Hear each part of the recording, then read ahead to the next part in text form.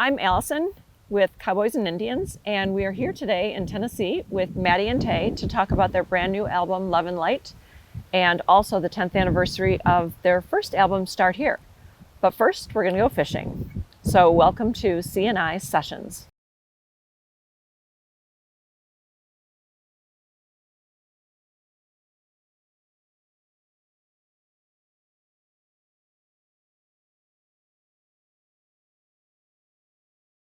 So first, fishing. Let's just talk about like when you guys learned to fish, what you love about it. Like, how'd you learn? I think when we started singing is probably when we started fishing around the same time. I started fishing when I was in diapers. Yeah. I have photos of me and my two oldest brothers and my dad at my nanny and papa's pond in Kanawha, Oklahoma. They had this beautiful property and they had a couple ponds, and that's where we like learned to fish. And I'm just there in my diaper in this like big t-shirt, and my dad's like trying to hand me the fishing pole.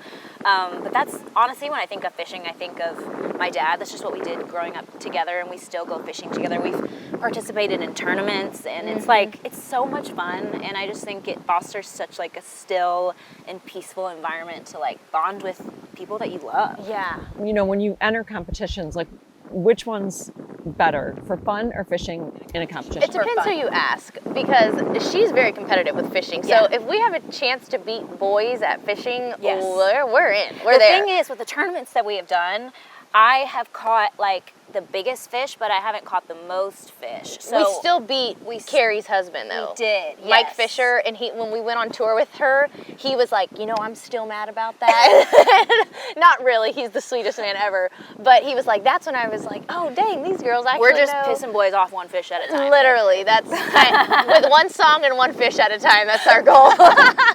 Was that the biggest fish you've ever caught? Yes, in Canada. I think so. I think She it was caught like the biggest. 8 pounds, and It it was was a huge. bass, and she was beautiful. She didn't make it very long, but you caught a sailfish too. and then yeah, that's in definitely Florida. the biggest fish I've caught. A 50-pound sailfish, deep sea fishing in Florida. It took 45 minutes to boat her, and she was angry. I was actually trying to catch a marlin, but the sailfish was trying to eat the marlin, so I caught the sailfish. Yeah. Oh my gosh. It was beautiful. What a world. It was beautiful. It was a beautiful experience. Do you think that you'll try to foster that love of, you know, fishing and the great outdoors with your own kids now? We already do. Oh, we already do. Actually, my son is really taking a liking to fishing right now. Like we have like a little fake fishing pole with like fake fish in his little kiddie pool, so he'll practice. But we've got a pond by the house that he goes, and he knows, you know, how to, like my husband's teaching him how to bait the hook, and, you know, but I mean, he's only 1.5, so there's only so much that a 1.5-year-old can be trusted with. Right. But he really is like interested in it, and he's normally like a busybody, but when we go fishing, he's like very still and focused and concentrated. And I love that. But my husband's a great fisherman, so I hope that gets passed down to him. Yeah, I'm sure it will. Yeah. So you're from Oklahoma, you're from Texas. Obviously, you know, the love of the great outdoors. What's the thing you miss most about your hometowns?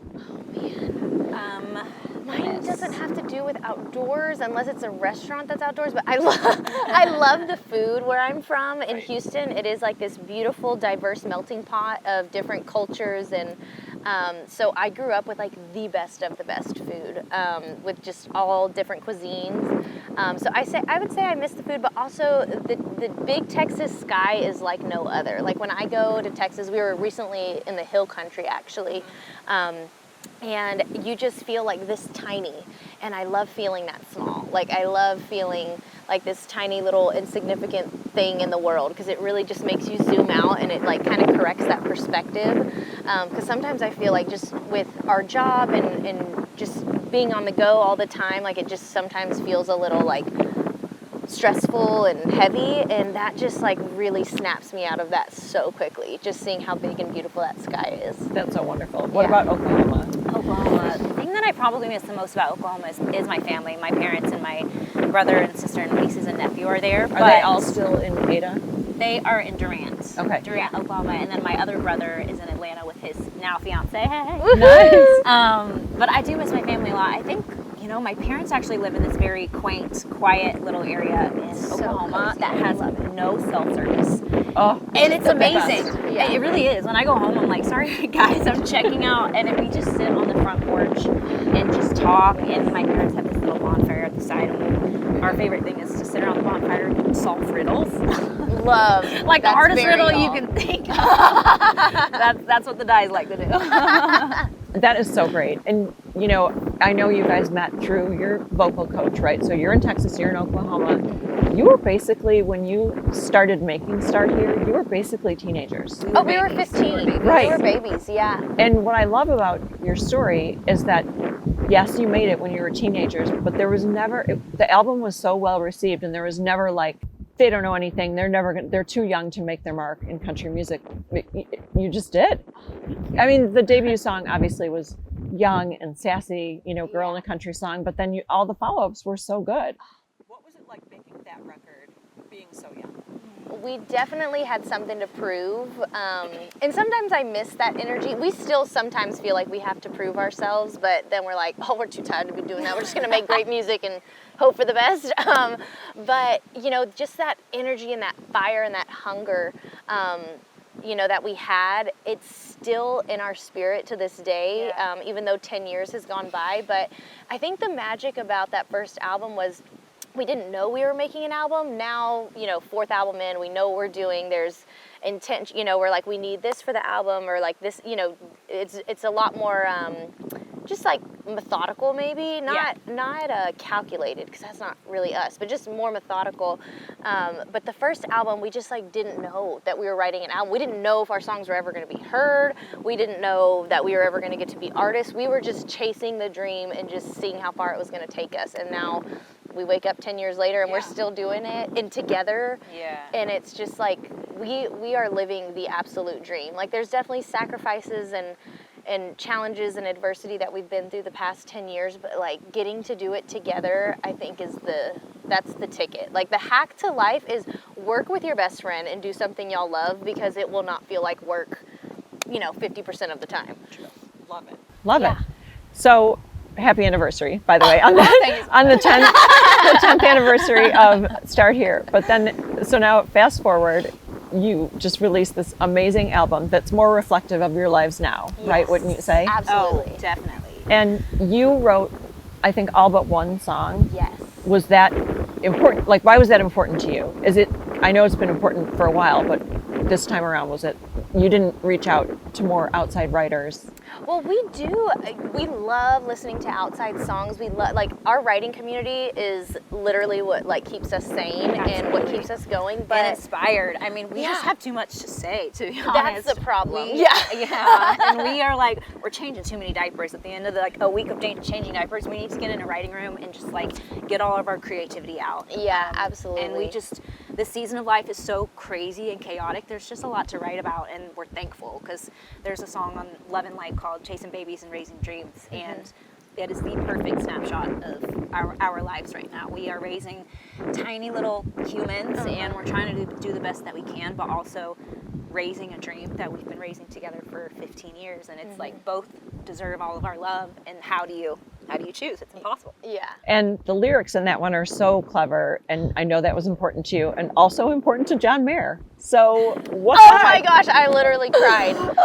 And they didn't just say like, this is a God song. The lyrics astound me. Astounding. I've been using the word astounding. I haven't heard anyone lately, use that verb just in a saying. while. But I was like, and you know what's so wild? I had such a like just full circle moment listening to that, because when I moved to town, and my dad passed down his like Toyota Tundra to me that had like, you know, 150,000 miles on it. We ran that thing into the ground, and I was so grateful for that.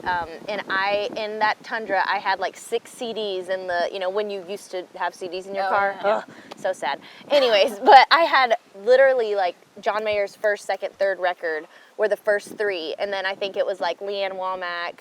I think there was like an Otis Redding record. Like I had them loaded up, and I just, going to writing sessions, I would listen to John Mayer's records over and over again, because it was that clever storytelling. He could make you feel within 2 sentences, you know, into the song. And so I remember just being so inspired. I always loved his music growing up, but like becoming a songwriter and moving to Nashville, I was like, I have to get better at this, because this is the type of songwriting that I want to do. So to have someone that we both idolized and really admired in that space compliment us was insane. I was know. like, oh my gosh. And he really like honed in on the line about there's too much month at the end of the money.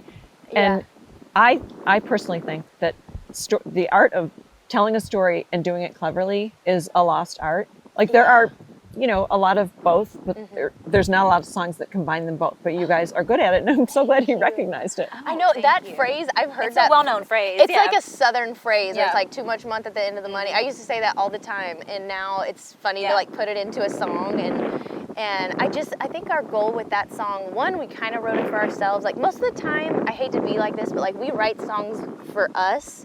But then we also do think about our fans when we're writing. Like, you know, if it's a song like Kissin' Cowboys, where it's like, you know, we're not really in the Kissin' Frogs phase anymore, but when we were, we wish we had Kissin' Cowboys. And we got a song for the girls that are. Exactly. So we're like, an album from the girlies for the girlies is what we've been saying.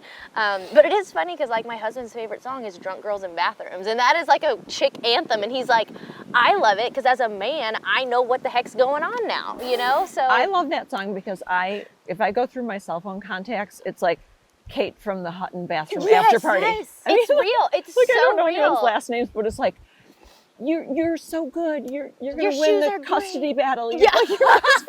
Good for you for Your getting their ex numbers. is a piece of crap. You know, like it's just, you're just constantly hyping each other Yeah. up. And I think our goal, or I know our goal in music is like really making people think and feel. Like we're not great at writing like the passive music. I love listening to passive music if I'm on the boat or doing you know, there's times, but like that's just not our strength. Like we are always gonna write songs that like make you think and reflect and go inward. And I think it's just we're two very big feelers, and that's the only way we know how to do it. So when you took these new songs out on the road and you did your Love and Light tour, what were the fans most into when you were, or was it different city to city? They Oh, man. are gravitating so much towards the new music. It's actually crazy. The first show that we played after the record had been out for fully like a week. They were singing Drunk Girls in Bathrooms, Love and Light, Kissin' Cowboys. I mean, all the Like songs. word for word. Word for for word. And Yeah. just like going in. And that's when we knew, okay, like obviously when you're in the middle of creating a record, it's so personal to you that you love it. And you just never quite know how it's going to be perceived. Yeah. And these fans that we see at these shows have grown up with us. And so we're Yeah. just hoping that we're doing them and their lives justice. And so when they're Yeah. singing it back, it's like, yes, we did it, you know? It is so beautiful. Like we've been seeing, like even on TikTok right now, Die From a Broken Heart's like having another life, which is so cool. And that Yeah. song's 5 years old. I mean, we wrote it, you know, 7 years ago, but it like went #1 5 years ago, and we're seeing it kind of like come back. And it's just like, I saw this one girl posted this morning, and she was like, if the guy you're dating makes you feel anxious or not good enough, like he's not the one. And it had Die From a Broken Heart in the background. And I was like, it's all these women saying my worth is more than this and I deserve. And I'm like, if that's the message that we get to put into people's heads, like, yes, like that is literally what we do it for. And it just made me so, I felt like a big sister, like, yes, girl, you know your worth. I'm Did you so proud of comment you. Oh, yes, I did. I was like, I love you, girl. You go, queen. Come on. I love it because now that my kids are about your age, and you know, just picturing them calling me and being like, "How do you get a stain out of a red? Oh my gosh. Red wine stain out It's of a a dress?" real question. Yeah. We still haven't figured it out, honestly. Actually, there is this Company. There's a company called Stain Eater that T got me for my baby shower. I've never tried it on wine, though. I did, and it's the closest thing I can get to a red wine stain you out. But it's like, this is gross, but like it's Stain Eater spray for like when your baby has blowouts and stuff, Okay. so the clothes aren't ruined.